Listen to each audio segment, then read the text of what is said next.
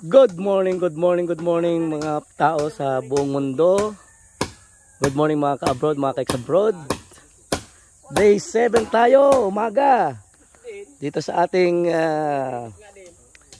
bahay kubo update. And as of now, nagsisimula naman tayong mag-resume ng ating trabaho dito sa kubo. And ayan, yung ating na-power na kahoy ay tuyo na, kinakabit na ulit nila. And tingnan natin kung ano magiging progress para sa araw na ito. At mamaya nga pala ay magpapasweldo tayo, araw ng sahod ngayon. So medyo maaga-aga rin tayong aawas ngayon para siyempre ganun talaga pag Sabado. Okay lang yun, mga sariling tao naman natin ito. And tuloy-tuloy naman yung trabaho nila. Talagang sabi nga walang masamang tinapay.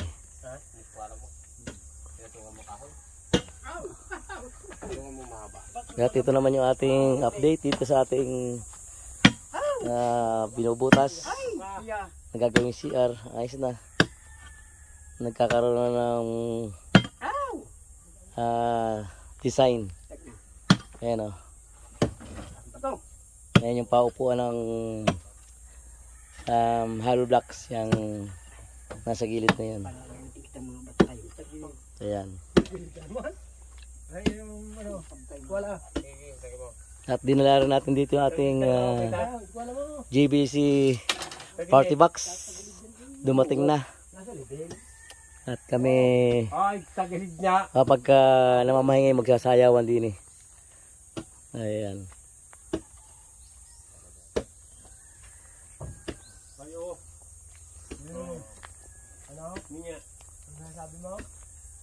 Ito naman ay maglalagay na dito ng upuan.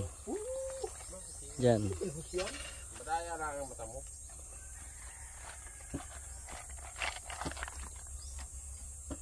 Ayan, maglalagay na sila ng upuan dyan.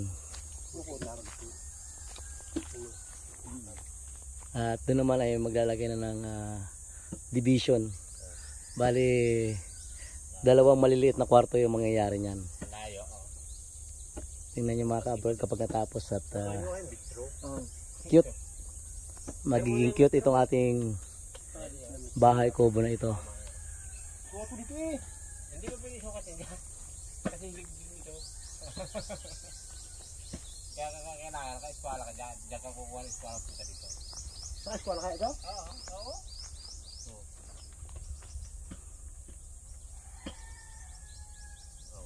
Sana eh, pag i-desbihan o. Kaya kailangan ito kumuha. Ito pinatak mo sa lupa. So, yan na nga mga ka-abroad, mga ka-ex-abroad, ang update natin sa ating half day sa day 7. Ayan na, mayroon ng nagkakaporma ng upuan. Ayan. At mamayang pahapon siguro ay masisimulan niyang malagyan ng kawayan.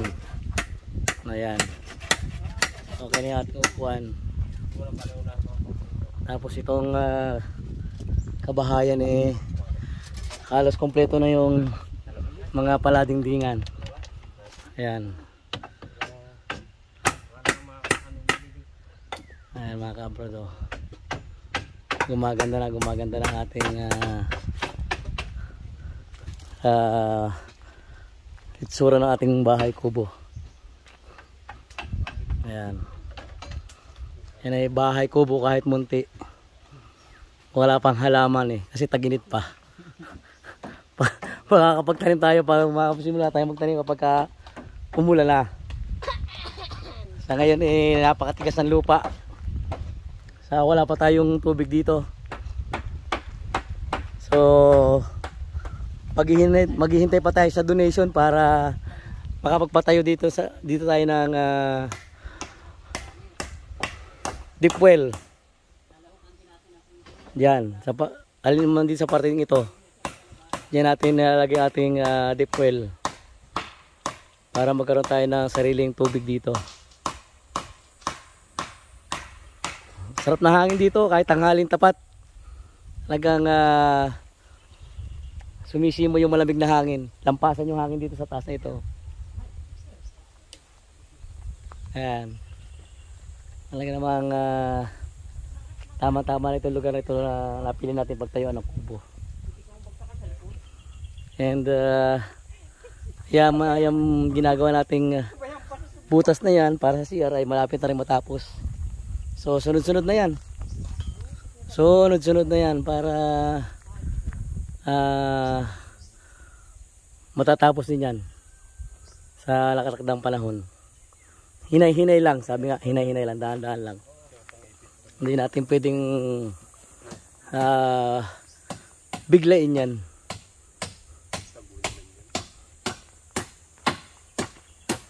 Ayan na yung ating Poso Negro. Malapit na to. Konting pasensya na lang. Sa nagukay. Ayan. Ayun, bumigay na. Naputol na sa roll. Naputol na yung kanyang piko. Kailangan dagdagan pa yung pasensya. Naputol yung piko eh. Baka kamay na lang mamaya gagamitin ito. Ayan yung ating mahabang upuan. No? Marami-rami mga kaupo dito. Marami-rami parokyano ang mga kaupo dito. At kung aabutin ka ng lasing ay pwede pang tulugan ito ng hanggang 2 tao.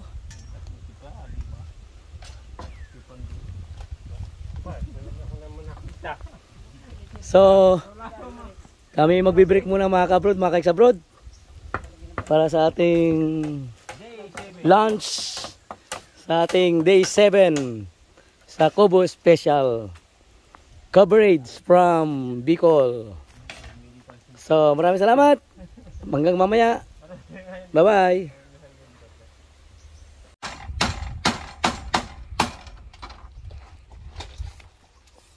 May sahig na oh.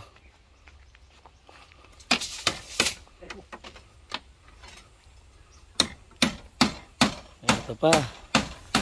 May forma na rin. Ito, kompleto na. Puro dingding na lang kailangan ito. Sa Lunes na natin to tutuloy. Ayan, ang ganda na. Talagang super cute na bahay kubo ito.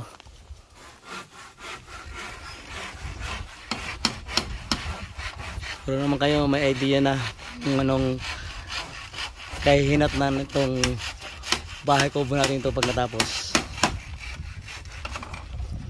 Ayan o.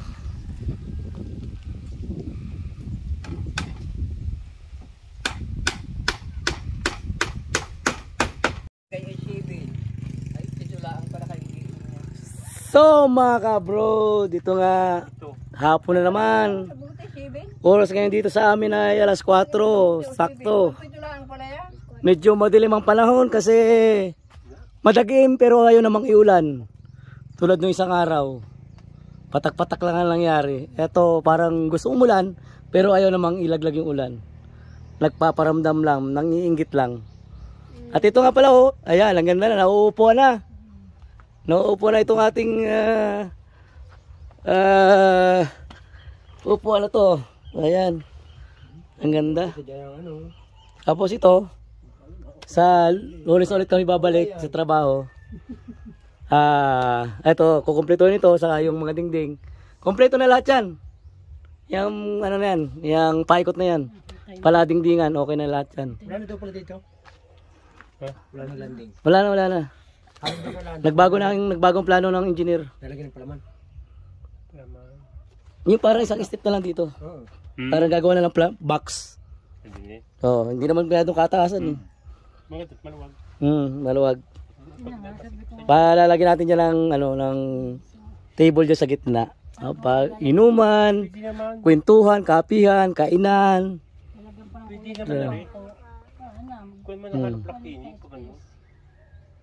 Ano? Diretso na. Dadami ang gastos, wag na masyadong ano. Hindi, magawa lang siya ng isang ano lang, pinaka... Iparsin na naman yun. Mga batito nakaluplak. Siyempre kami nag-ano rin dito, bibigay din kami ng mga suggestion kung ano yung maganda na mangyayari. Lahat namin, pinapakinggan namin lahat ng mga suggestion dito sa amin. Hindi dahil ako yung nagpapagawa, ako yung nasusunod. Meron din silang inputs dito sa paggawa ng kubo na to. So, kung ano yung nakikita namin maganda na pwedeng gawin, yun na aming gagawin. Pero so far so good, maganda na yung nangyayaring ito. Ganyan naman. Ganda na. And bumibili na sila ng pulutan. Siyempre meron tayong every Saturday ng hapon ay meron tayong counting pampalis stress. Ayan. Siyempre hindi po natin ina-allowed yung mga bata na mamulutan. Bawal sa mga bata yung mamulutan. So, yung bata dyan sa tabing yan. Hindi magsasalita yung batang yan. Ano? Usapan yan.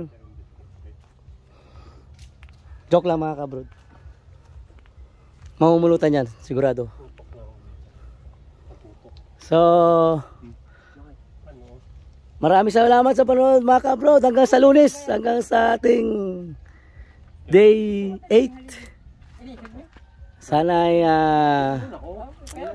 magkita-kita ulit tayo. Hanggang sa susunod. Maraming salamat. Bye-bye.